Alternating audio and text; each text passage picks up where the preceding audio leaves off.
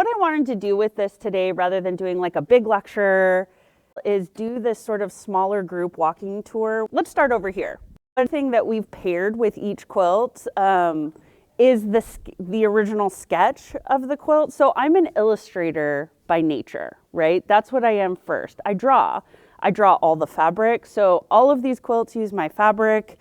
I draw everything pencil and paper, old school style.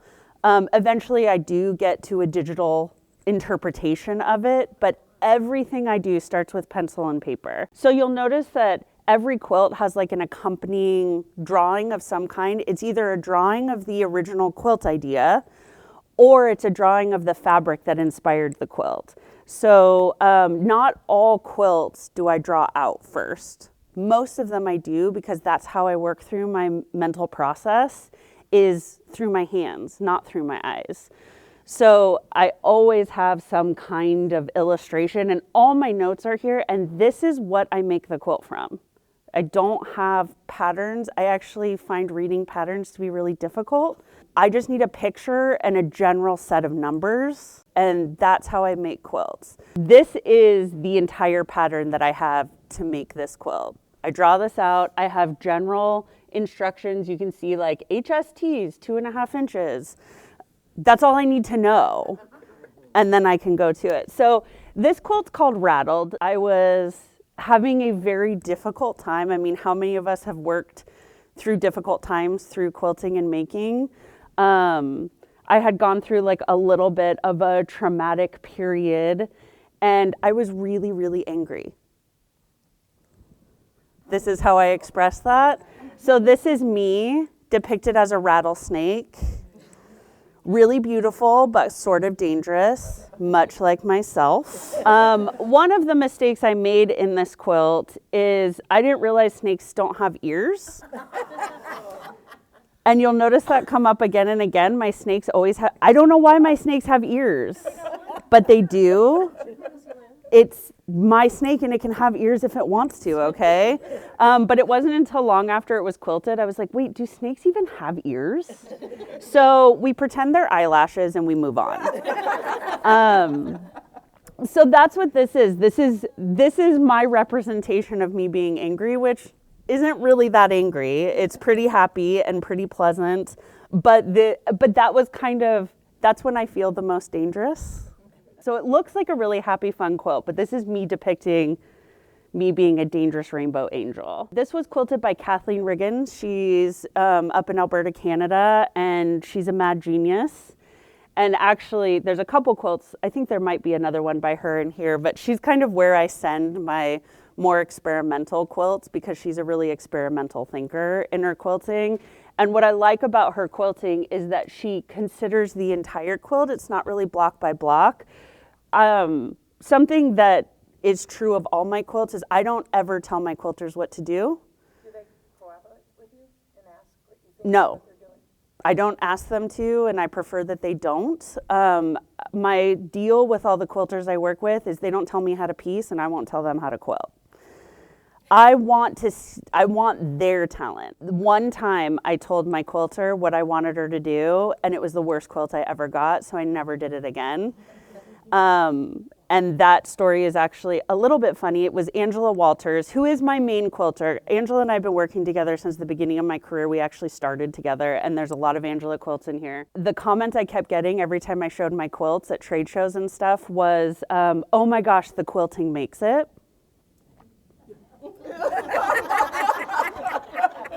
And I designed the fabric. I designed the quilt. I made the dang thing, but the quilting makes it. And I got so jealous of that I went to her and I was like, you need to do less. Can you please do less? And she's like, I can. She did less. I hated it. And I never asked her to do less again. And it was a really good lesson in ego. So this is the butterfly quilt. This was sort of the first quilting pattern I ever put on the market that was really popular. And what this quilt is this is essentially an orphan quilt. When I was working on my 100 Modern Blocks book, I hadn't decided the size of the blocks for the book. So I had made a whole bunch of quilt blocks and they were just up on my design wall. And I started to realize they were sort of making a butterfly wing on their own. So I was like, oh, if I just fill in here and move this here, like, and then put like a center body piece on it, I can make it a butterfly. So this is literally a garbage quilt. And became one of my most well-known quilts. One of the things I loved in the quilting, so this is quilted by Angela, and one of the things I could never figure out in the piecing was how to give the butterfly antenna. Like because it was too thin and it just looked awkward, where the butterfly had so much gesture, and using all these little half square triangles to like fade out, because butterfly wings are not strong lines. They're actually like a little fuzzy. And so I wanted to like fade it out, but I couldn't do that same thing with the antenna, because one of the big sort of driving forces with this is I like to stay within a piecing range. If I'm appliquing, I want to just applique. If I'm English paper piecing, I pretty much don't want to pick up a machine. If I'm cutting and sewing, I don't want a template. Like, I like to keep within sort of a method. So I presented that problem to Angela. I was like, there was no way for me to like piece in an antenna that didn't look like awkward, or require a template of some kind, which I didn't want to do. I didn't want to have them just sticking straight up, like, because this is so gestural and elegant. So this is her solution. That goes all the way around. Never piecing an antenna again. But like, what a magical solution. And this is why I let my quilters do what my quilters do. And why I don't micromanage them. And there's a couple other instances where she's taken something I've made and she'll sometimes ask me about it. And I'll say, well, like, this is the important part about it. But I always like to give her a lot of open space, like something a little bit softer, because that's where she can really shine. So what she does really beautifully is where my printed fabric is, she really highlights the print itself, because she knows that's my heart and soul is the fabrics. I design the fabrics first. So the fabric is always the starting point. I like to say there's two kinds of quilters in the world: pattern first quilters and fabric first quilters. So pattern first quilters, they find a pattern they love and then they go, okay, I need to find a blue fabric for here and a red fabric for here. Totally valid. Not my way, but totally valid. And then the other kind of quilter is what I call a fabric first quilter. And we're the ones who go to the shop, buy all the fabric with absolutely no idea what we're gonna do with it. And then we go home and go, okay, I have this big print. I need to find something with a big block. And so I'm a fabric first quilter. I pick the fabric and then I, in my particular case, design a pattern to fit it.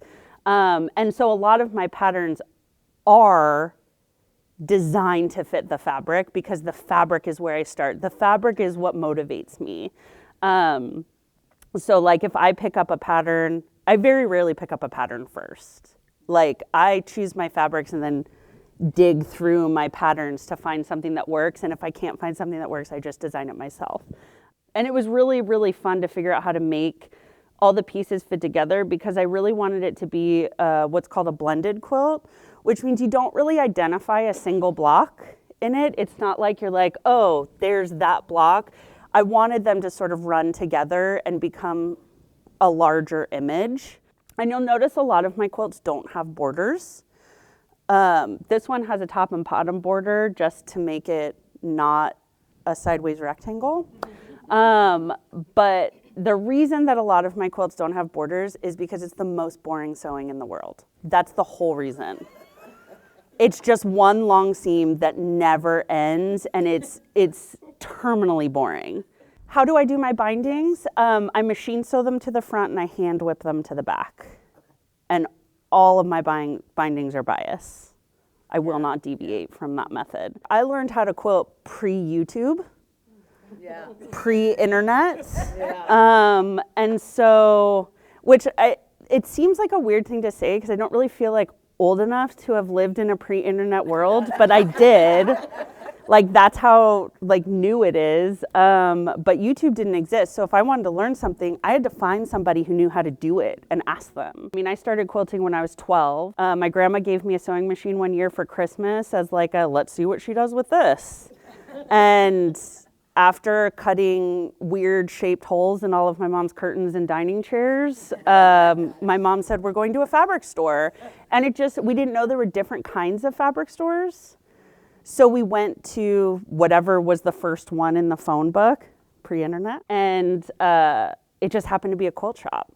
But so this is another version of that snake quilt. And this is called Space Snake, because why not?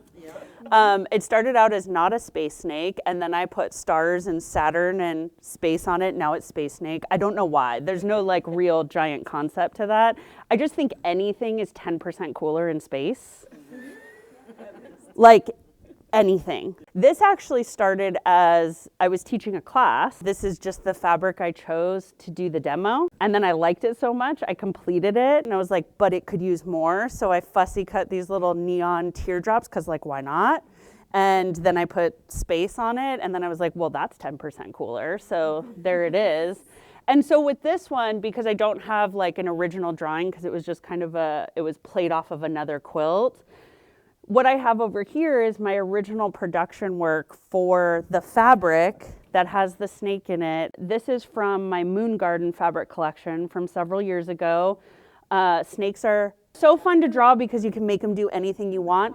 And I really made this one really sweet and pretty. She's polka dotted and she has eyelashes. Like she's real pretty, so she's not scary. Like it's a real trick to take something that like 90% of the population is really grossed out by and make it cute. But that is like where I really love to be. What? Give it ears. Give it ears.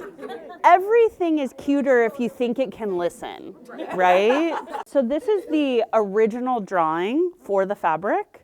So like I said, everything starts as pencil and paper for me. So this is the original sketch for what became this fabric, And what this is up here, and you'll see these a couple more times, this is the production sheet I send to the mill. So if you look on this little thing, you'll see on this printout, so this is after it's been digitized, and I do I'm one of the few designers that does all my own production work. It goes through my production guide to double check all of my work at Free Spirit. He checks everything, makes sure the scales are right and that it'll fully engineer out, because it is an engineering problem. Because screens to print fabric are a finite size. They can't make them any size. So, and depending on the size of that screen that prints, traditional fabric is still screen printed like a t-shirt. It's a process that hasn't changed in 100 years. So traditionally printed fabric, which all mine is traditionally printed, it's not digital. Digital fabric is something that's possible now. The problem with that for me is that the ink sits on top of the fabric. And with traditionally printed fabric, it's a wet process, so it actually sinks into the fibers of the fabric, which gives you a much stronger depth of color, and it can't be scratched. So digital fabric can be scratched, and then it's white underneath. This actually dyes the actual threads of the fabric, the fibers of the fabric. But what this is all the swatches. So you'll see 1 is this color, and if you go over here, there's a 1. So it's 1 is that color, 2 is that color, and so they mix all the inks according to this and then match them to the numbers on the print, and that's how they're printed. So we have a maximum print scale on a 25-inch screen of 18 colors. And whatever color 1 is here, if it's the inside of this leaf, it has to be here as well. So it can't be rearranged. Wherever that color shows up here, it has to be in the same order here. So if something is pink in one and I want to make it purple in the other, everything that was pink in that one has to be purple in the other. It's a really like very type A kind of art, like project, which is my whole vibes. Like I like to pretend I'm an artist. I am so type A. It's like really, really problematic. It's clinical. I don't know, but this is my life and it makes this, so I'm kind of okay with it.